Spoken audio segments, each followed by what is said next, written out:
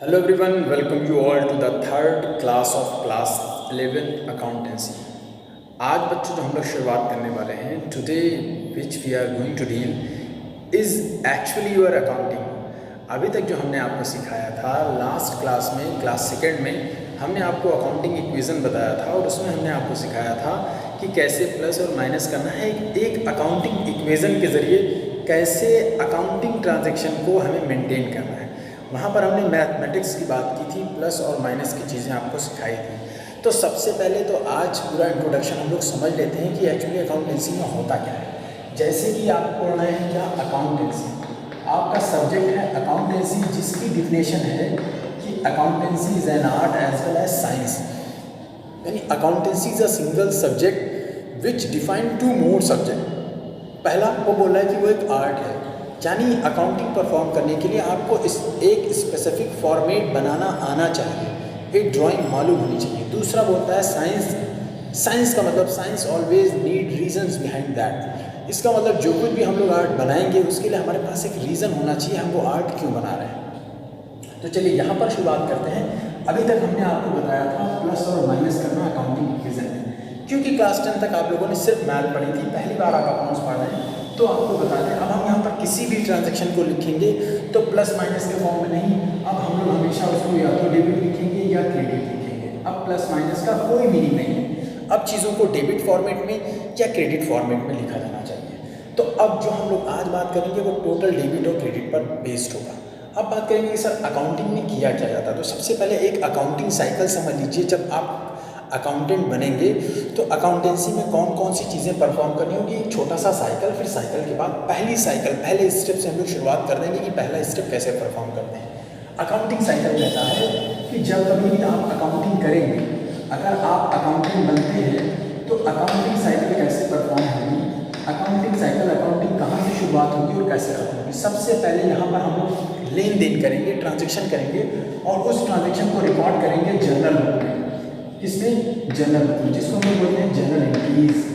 तो सबसे पहले हम लोग जर्नल एंट्रीज करेंगे, फिर इसके बाद इसी जर्नल एंट्री का हम लोग क्लासिफिकेशन करेंगे। एक तरीके के ट्रांजैक्शन को अलग कर देंगे जिसको हम लोग अलग करेंगे लेज़र के जरिए। फिर उसके बाद इसकी न्यूमेरिकल एरर चेक करने के लिए हम लोग यहाँ पर बनाएंगे ट्रायल बैलेंस। ट्रायल बैलेंस, इसका नाम ही है ट्रायल करना, ट्रायल बैलेंस।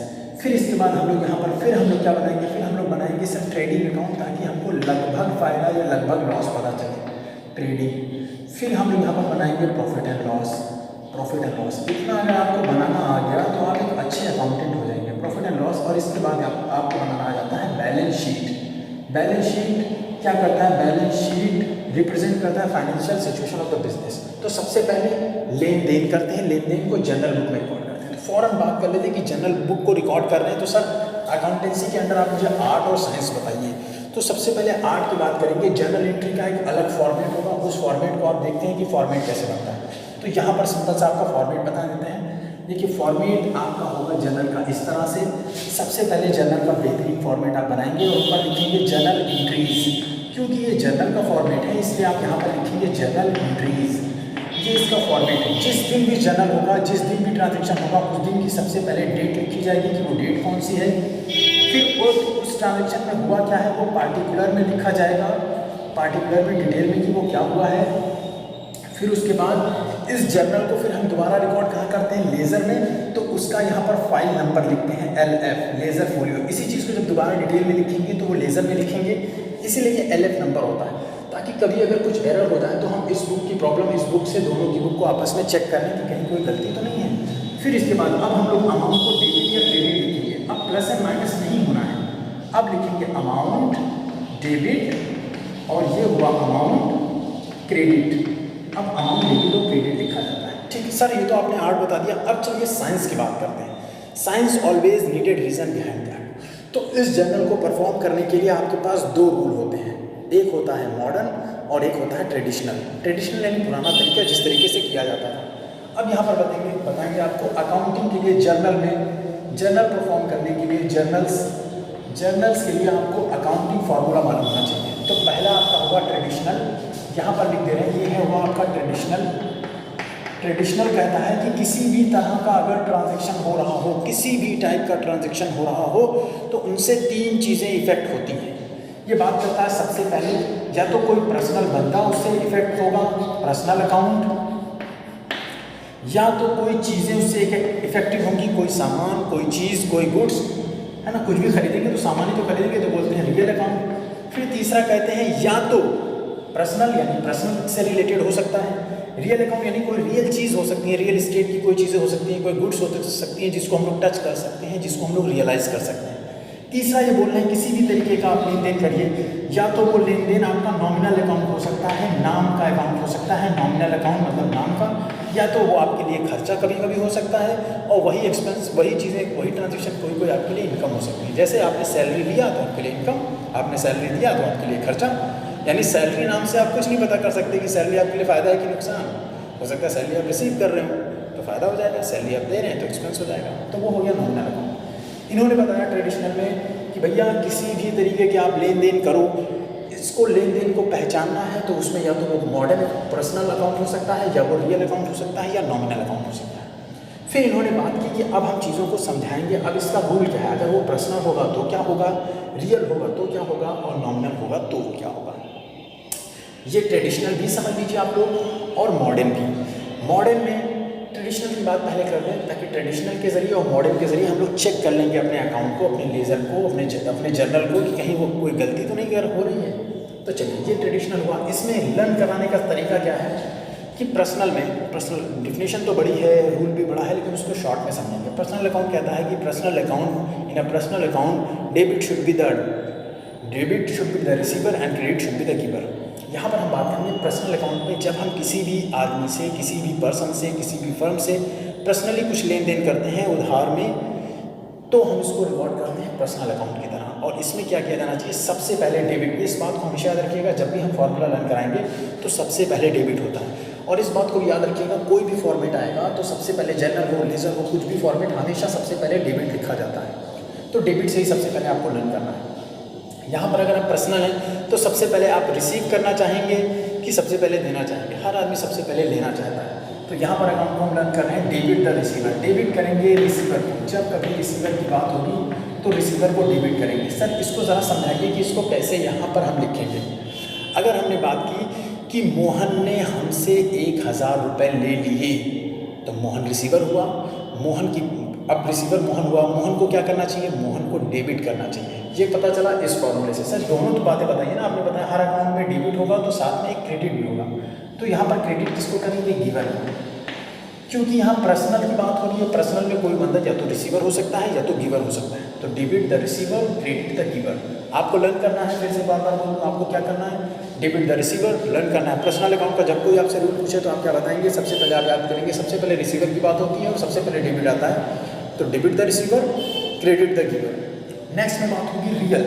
रियल में सामान आप बताइए, सबसे पहले चीज़ें आपके पास आनी चाहिए कि सबसे पहले आपके पास से जानी चाहिए। सबसे पहले चीज़ें आनी चाहिए, जो भी मिले दबा के रख लो पहले अपने पास को। तो यहाँ पर भी सेम रूल बनेगा, डेबिट व्हाट्स कम इन, जो कुछ भी आए सबसे पहले उससे लेते जाओ, what's come in. And credit, credit क्या होगा, व्हाट्स गोज आउट, जो कुछ चला जाए, गोज आउट। ठीक है, दो चीज़ों में हमने अपनी मनमानी कर दी। सबसे पहले डेबिट, जो कुछ भी रिसीव करेंगे डेबिट करेंगे, सबसे पहले रिसीव, जब देंगे तो क्रेडिट करेंगे।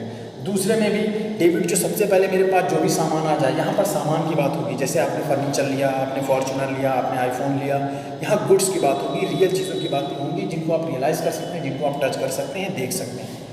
तो वो चीज़ें, जैसे अगर यहाँ मैं बात करूँ कि आपने फॉर्चूनर परचेज़ कर लिया है, फॉर्चूनर आपने खरीदा है, तो यहाँ पर एंट्री क्या होनी चाहिए, फॉर्चूनर डेबिट होना चाहिए। अभी हम लोग कुछ क्वेश्चन को यहाँ पे करके समझेंगे एक दो, ताकि चीज़ें क्लियर हो जाएं आपको। यहाँ आपको रूल लर्न करा देते हैं। तो debit the receiver, credit the giver personal में हो गया। रियल में डेबिट व्हाट्स कम इन, क्रेडिट व्हाट्स गोज आउट। अब जब इतनी सारी चीज़ें हमने कर ली, हमने कहा यहाँ रिसीव तो कर लिया, यहाँ चीज़ें आगे डेबिट कर लिया, अब हम कहेंगे नॉमिनल में क्या करेंगे। सबसे पहले तो हम खर्चा करेंगे, क्योंकि बहुत आ गया अपने पास। तो डेबिट हम करेंगे जो कुछ भी, debit all expenses and loss, all expenses and loss. ये चीज़ों को लर्न करने का तरीका है। और क्रेडिट करेंगे, कहेंगे अब यह क्रेडिट करेंगे ऑल इनकम एंड गेन्स को। सबसे पहले तो हम खर्चा कर लेंगे, या जो भी नुकसान होगा उसको पहले रखेंगे, क्योंकि यहाँ पर हमने रिसीव भी कर लिया, यहाँ पर जो चीज़ नहीं रख भी लिया। तो credit all income and gains यहाँ पर हो जाएगा। ये I hope the things are clear. ये तो हुआ सर ट्रेडिशनल। सर मॉडर्न तो बताइए, मॉडर्न में आप क्या बताने वाले थे? मॉडर्न बहुत ही इंपॉर्टेंट है। मॉडर्न कहता है कि भैया इन ट्रांजेक्शन में 5 चीज़ें होनी चाहिए। तो सबसे पहले इन चीज़ों की, इस ट्रेडिशनल बेस पर और मॉडर्न के बेस पर, दोनों पे चीज़ों को समझेंगे। जो भी आपके लिए इजी हो, कोई एक अप्लाई करके आप ज़्यादातर जनरल कर सकते हैं। तो ये हुआ आपका ट्रेडिशनल तरीका। ट्रेडिशनल में देखिए क्या क्या चीज़ें हैं। ट्रेडिशनल को पहले बता देते हैं ताकि फिर दोबारा जब अभी आपको बताएंगे तो मॉडर्न से तो आप देख लीजिएगा दोनों चीज़ों में सेम एंट्री बताएंगे ताकि एंट्री दोनों तरीक़े से आप कर सकें। लेकिन क्योंकि मॉडर्न थोड़ा ब्रॉड है, मॉडर्न में सारी चीज़ें आ जाती हैं।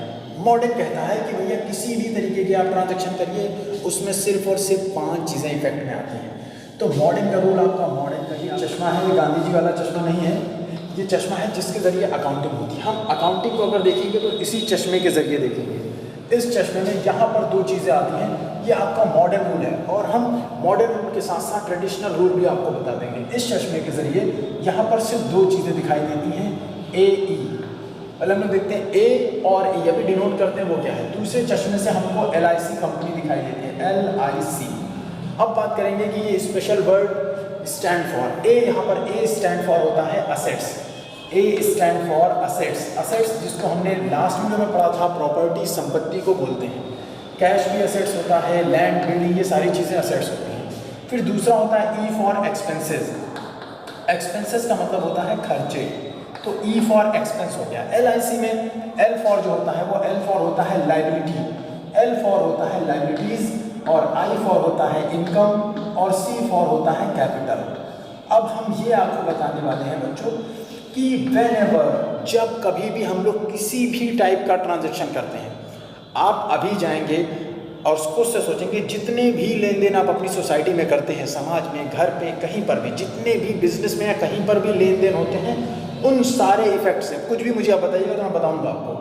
अभी एग्जांपल लेकर, सिंपल एग्जांपल लेकर जिससे आपको समझ में आए, उन सारे लेन देन की वजह से या तो AE इफेक्ट पर, AE पर कोई इफेक्ट पड़ता है या तो LIC। इसका मतलब सर कितना भी लेन देन करें, इन सारे टर्म के अलावा कुछ भी नहीं होगा। जैसे पहला एग्जांपल हम लेते हैं कि अगर हमने फ़ी पेड किया, फीस दिया स्कूल में, एकदम सिंपल स्कूल की बात है, तो फीस देना आपके लिए एक एक्सपेंस है, ठीक है। यानी कुछ भी आप ट्रांजेक्शन बताइए। आपने कहा कि सर हम गए और हमने एक बहुत बड़ी सी फॉर्च्यूनर कार खरीदी, तो कार खरीदा, फिर आपने खर्चा किया और साथ ही साथ आपने अपनी असेट्स भी क्रिएट किया, जैसा कि हम लोगों ने अकाउंटिंग इक्वेशन में समझा था।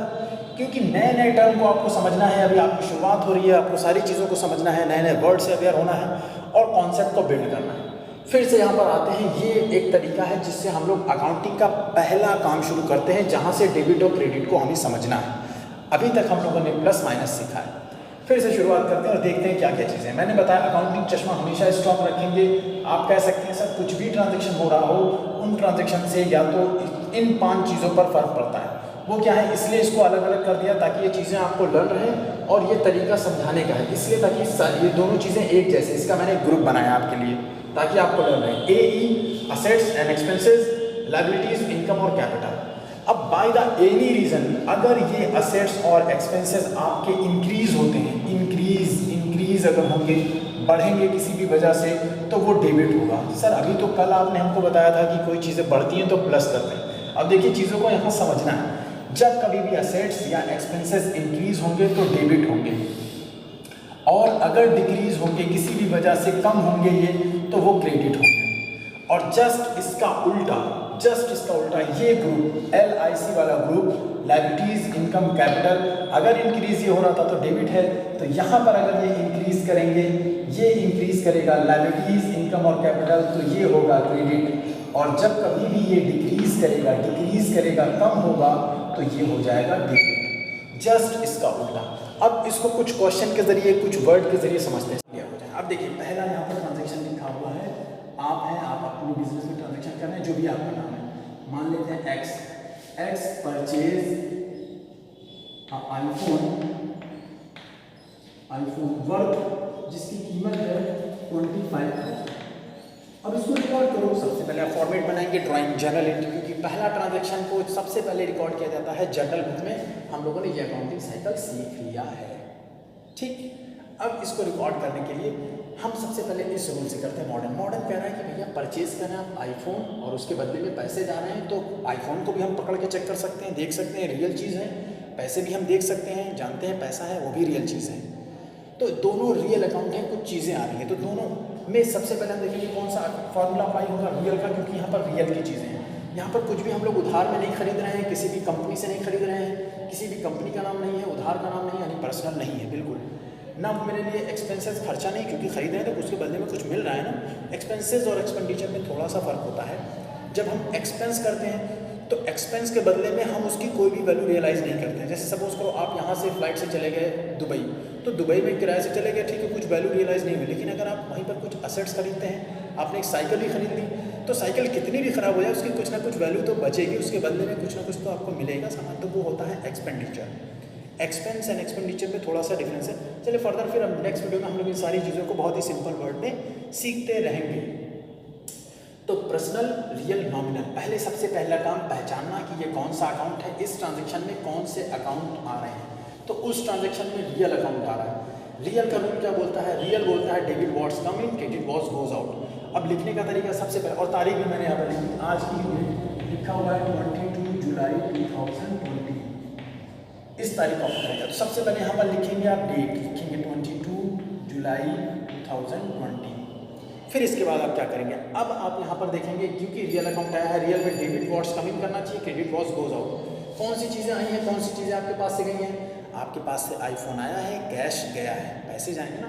तो जो चीज़ें आती हैं वो डेबिट होती हैं, जो आए फौरन लिख लो डेबिट। और डेबिट लिखने का तरीका क्या है, यहाँ से लिखेंगे आईफोन या सेलफोन, बीच में लिखेंगे अकाउंट, यहाँ लिखेंगे डेबिट, और डेबिट में इसका अमाउंट लिख देंगे 25,000। और कौन सी चीज़ें जा रही हैं, आपके पास से कैश जा रहा है, क्योंकि कैश भी एक सामान है, रियल अकाउंट है। रियल अकाउंट कहता है जो चीज़ें जाएँ उसको क्रेडिट कर दो। क्रेडिट लिखने का तरीका क्या है, इसको यहाँ से लिखेंगे टू कैश अकाउंट, और इसका भी अमाउंट क्रेडिट में लिख देंगे 25,000। फिर नरेशन लिखेंगे बीइंग आईफोन परचेज्ड, आईफोन खरीदा गया। नरेशन लिखते हैं ट्रांजैक्शन को समझने के लिए, एक नरेशन यानी sentence, being iPhone purchase with cash, ठीक है। ये नरेशन इसलिए लिखा जाता है ताकि चीज़ें क्लियर हो जाए। ये आपका सेंटेंस हो गया क्लियर। अब इसी चीज़ को चेक कर लेते हैं मॉडर्न रूल से। मॉडर्न रूल ब्रॉड है, मॉडर्न में कहता है कि चीज़ों को इनके अलावा कोई चीज़ इफेक्ट में नहीं आती। अब इसको इरेज कर देते हैं और मॉडर्न रूल की तरह करेंगे, तब भी देखिए यही सारी चीज़ें आएंगी। जो भी रूल आपको इजी लगे वो कर लें, लेकिन मॉडर्न अगर आप समझते हैं तो, क्योंकि मॉडर्न ब्रॉड है, मॉडर्न में 5 चीज़ें आती हैं, इन 5 के अलावा कुछ भी नहीं आता है। मॉडर्न क्या है, आपने परचेज किया है तो आपने देखा सर आईफोन भी एक असेट्स है, कोई ना कोई संपत्ति है, प्रॉपर्टी है, और कैश भी हमारा एक असेट्स है। यहाँ पर आपका मॉडर्न रूल क्या कहता है कि असेट्स अगर इंक्रीज होगी तो डेबिट, डिक्रीज होगी तो क्रेडिट। अब बताओ कौन सी असेट्स आपकी डेबिट हो रही है, असेट्स कौन सी आपकी इंक्रीज हो रही है, जो इंक्रीज होगी वो डेबिट। कौन सी असेट्स इंक्रीज हो रही है, एक असेट्स है जिसका नाम है फ़ोन, फ़ोन बढ़ रहा है मेरे पास, इंक्रीज हो रहा है, फ़ोन आ रहा है, तो फ़ोन क्या होना चाहिए, डेबिट। देखो लिखा हुआ ना, असेट्स और एक्सपेंस अगर इंक्रीज तो डेबिट, तो असेट्स डेबिट होगा, लिखेंगे फिर आईफोन डेबिट। आईफोन को डेबिट इसलिए किया है क्योंकि आईफोन आपके पास बढ़ रहा है, इंक्रीज हो रहा है, आपके पास आ रहा है, तो असेट्स इंक्रीज होगा, डेबिट कर दिया। फिर लिखा था यहाँ पर असेट्स अगर डिक्रीज होगा तो क्रेडिट होगा। कौन सी असेट्स आपके पास से कम हो रही हैं, आपके पास से कैश कम हो रहा है, तो कैश क्या हो जाएगा, क्रेडिट, लिखेंगे टू कैश अकाउंट। अब यहाँ पर फिर वही सेम नरेशन लिखेंगे। I hope the things are clear to you. Once again, I am revising that you have to learn these all types of accounting formulas. First one, traditional way of accounting. दूसरा है modern. Traditional में आप general करने का 3 तरीके समझेंगे, जिसमें इन तीनों अकाउंट को आपको पहचानना होगा, पर्सनल, रियल, नॉमिनल। इनकी पहचान करना ज़रूरी है। पहचान के बाद फॉर्मूले लर्न करने के तरीके बता दिए, ये इजी है, थोड़ा लर्न कर लेंगे। लेकिन ये भी मालूम होना चाहिए आपको कि कोई भी चीज़ें करेंगे मॉडर्न रूल में सिर्फ 5 टर्म है, 5 वर्ड है जो इफेक्ट में आते हैं। A for assets, E for expenses, लिखते जाएंगे आप। LIC, L for liabilities, I for income, C for capital. इनका ग्रुप इसलिए बनाया है ताकि ये चीज़ें आपको लर्न है। Whenever assets and expenses increase it should be debit, और जब कभी भी ये कम हो it should be credit. And in the case of liabilities, income and capital, whenever it will rise और it will increase it should be credited, just opposite of it, and whenever it will be decreased it should be debited.